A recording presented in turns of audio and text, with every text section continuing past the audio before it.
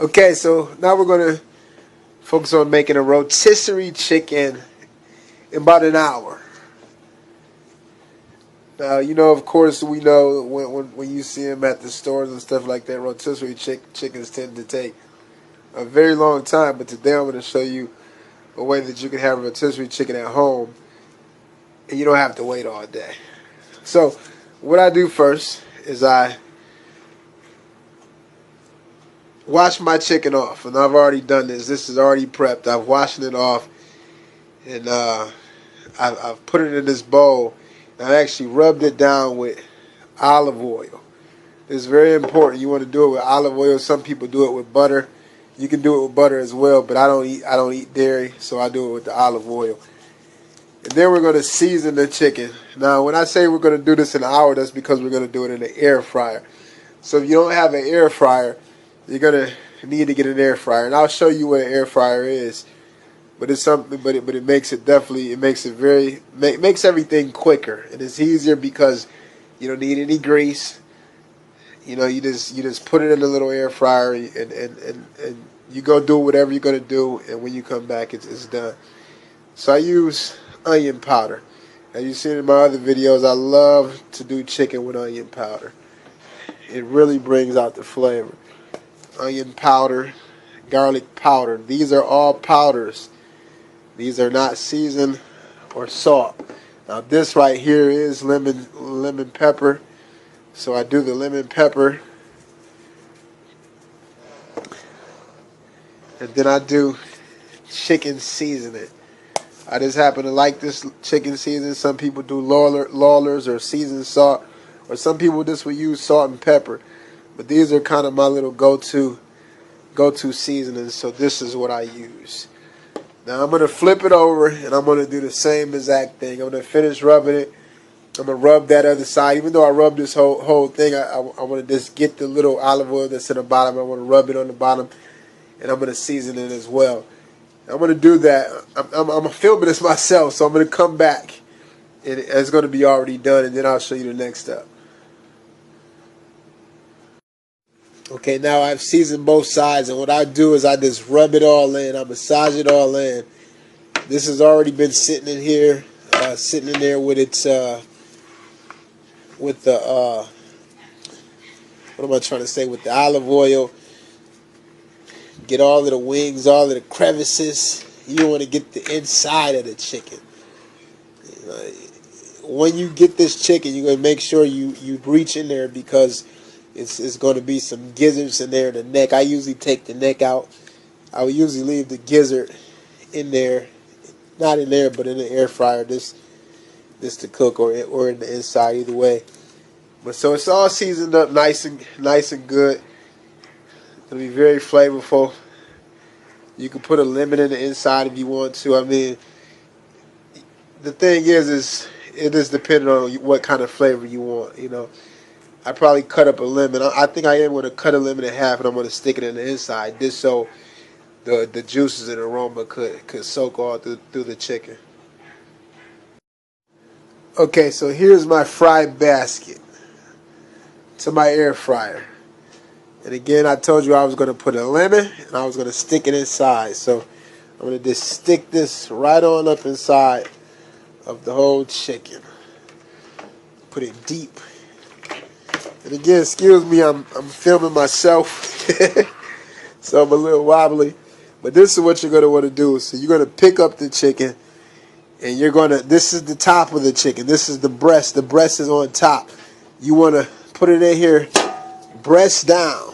So you want to have the back up, so it'll be in there something like this. The wings would be with the end part facing down, and this is how you're going to want to have it in your basket.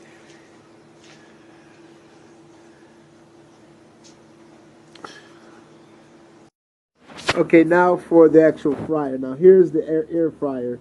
Again, the air fryer is just a little gadget that you put your food in. You put it in raw, and it cooks. I mean, it cooks. It breaks the time down a whole lot. Right now, we're going to be cooking the whole chicken. So, like I said, it's going to take an hour. But it's important because it's important that you get this step right, because you see how we have it down. We have it face down with the breast down first.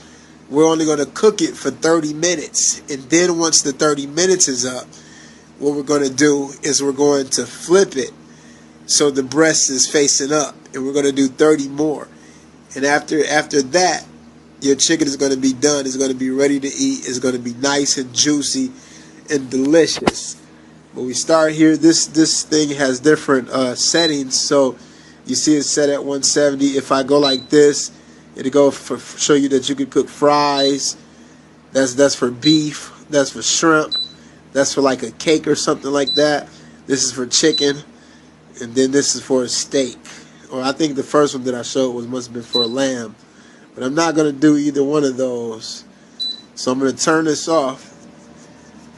And it takes a minute for it to shut down. But I'm going to turn it off. And once it stops, I'm just going to set it at 375.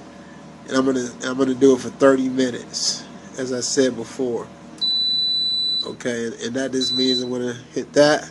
I'm going to do this. I'm going to set the time. And we let it cook. So we're just going to sit up here and let it cook. The reason I have it here, I'm actually in the dining room now.